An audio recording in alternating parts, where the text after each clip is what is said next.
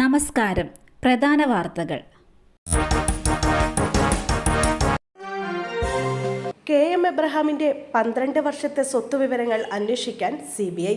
മുഖ്യമന്ത്രി പിണറായി വിജയന്റെ chief secretary chief principal secretary K M. എബ്രഹാമിനെതിരായ കേസിൽ 12 വർഷത്തെ സ്വത്ത് വിവരങ്ങൾ അന്വേഷിക്കാൻ CBI.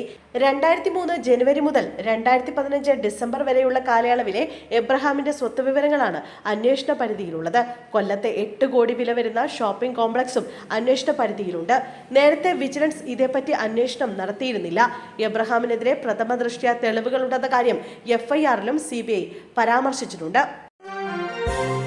അട്ടപ്പാടി വനമേഖലയിൽ പരിക്കേറ്റ നിലയിൽ കണ്ടെത്തിയ കാട്ടാന ചരിഞ്ഞു.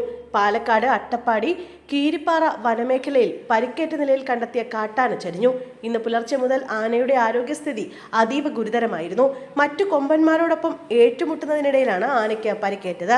വെറ്റിനറി സർജൻമാർ എത്തി പരിശോധന നടത്തിയെങ്കിലും ആരോഗ്യസ്ഥിതി മോശമായതിനെ തുടർന്ന് മയക്കുവെടി വെച്ച് പിടികൂടി ചികിത്സ നൽകാൻ സാധിച്ചിരുന്നില്ല. ദേഹമാസകലം പരിക്കേറ്റ ആന പുലർച്ചെ എഴുന്നേൽക്കാൻ കഴിയാതെ പൂർണ്ണമായും നിലത്ത് വീണു. ആനയുടെ ആരോഗ്യസ്ഥിതി വളരെ മോശമാണെന്ന് കഴിഞ്ഞ ദിവസം വെറ്റിനറി സർജൻമാർ അറിയിച്ചിരുന്നു.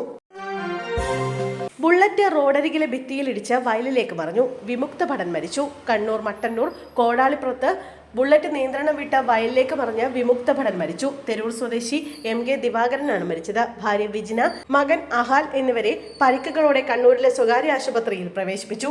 കോടാളിപ്പുറം പൈപ്പ് ലൈൻ റോഡിലാണ് അപകടമുണ്ടായത്. ബൈക്ക് റോഡരികിലുള്ള എയർവാളിന്റെ കോൺക്രീറ്റ് ഭിത്തിയിൽ ഇടിച്ചാണ് വയലിലേക്ക് മറിഞ്ഞത്. ഗുരുതരമായി പരിക്കേറ്റ ദിവാകരനെ ഉടൻ കണ്ണൂരിലെ സ്വകാര്യ ആശുപത്രിയിൽ എത്തിച്ചെങ്കിലും രക്ഷിക്കാനായില്ല. യുവതി വീടിനുള്ളിൽ മരിച്ച നിലയിൽ, ഭർത്താവ് കസ്റ്റഡിയിൽ. കോട്ടയം ചങ്ങനാശ്ശേരി തൃക്കൊടിത്താനം മോസ്കോ അഴകത്താപ്പടി കണ്ണമ്പള്ളി വീട്ടിൽ മല്ലികയാണ് വീട്ടിനുള്ളിൽ മരിച്ച നിലയിൽ കണ്ടെത്തിയത്. 36 വയസ്സായിരുന്നു. സംഭവവുമായി ബന്ധപ്പെട്ട് ഇവരുടെ ഭർത്താവ് അനീഷിനെ തൃക്കൊടിത്താനം പോലീസ് കസ്റ്റഡിയിലെടുത്തു.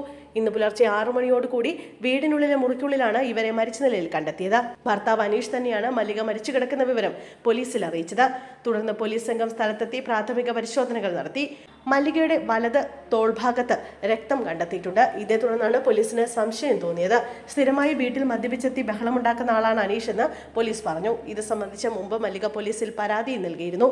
പോസ്റ്റ്മോർട്ടം അടക്കമുള്ള നടപടികൾക്ക് ശേഷം മാത്രമേ മരണകാരണം വ്യക്തമാകൂ എന്ന് പോലീസ് അറിയിച്ചു. വീണ്ടും ബോംബ് ഭീഷണി. ഇത്തവണ മുഖ്യമന്ത്രിയുടെ ഓഫീസിലും ക്ലിപ്പ് ഹൗസിലും ബോംബ് ഭീഷണി. ധനകാര്യ സെക്രട്ടറിയുടെ ഇമെയിലിലേക്കാണ് ബോംബ് വെച്ചിട്ടുണ്ടെന്ന സന്ദേശം എത്തിയത്. ഗതാഗത കമ്മീഷണറുടെ ഓഫീസിലും ഭീഷണി സന്ദേശം എത്തിയിട്ടുണ്ട്. പോലീസ് ഇവിടങ്ങളിൽ പരിശോധന ആരംഭിച്ചു. അതേസമയം പ്രധാനമന്ത്രി നരേന്ദ്രമോദി തലസ്ഥാനത്ത് വരാനിരിക്കെ അടിക്കടി ഉണ്ടാകുന്ന വ്യാജ ബോംബ് ഭീഷണി ഗൗരവത്തിലെടുത്തിരിക്കുകയാണ് പോലീസ്. വിഷയത്തിൽ പ്രത്യേക അന്വേഷണ സംഘത്തെ നിയോഗിച്ചിരിക്കുകയാണ് പോലീസ്. സന്ദേശങ്ങൾ വരുന്ന ഇമെയിൽ ഉറവിടങ്ങൾ കണ്ടെത്താൻ കഴിയാത്തത് കേന്ദ്ര സംസ്ഥാന ഇന്റലിജൻസിന് അതൃപ്തിയുണ്ട്.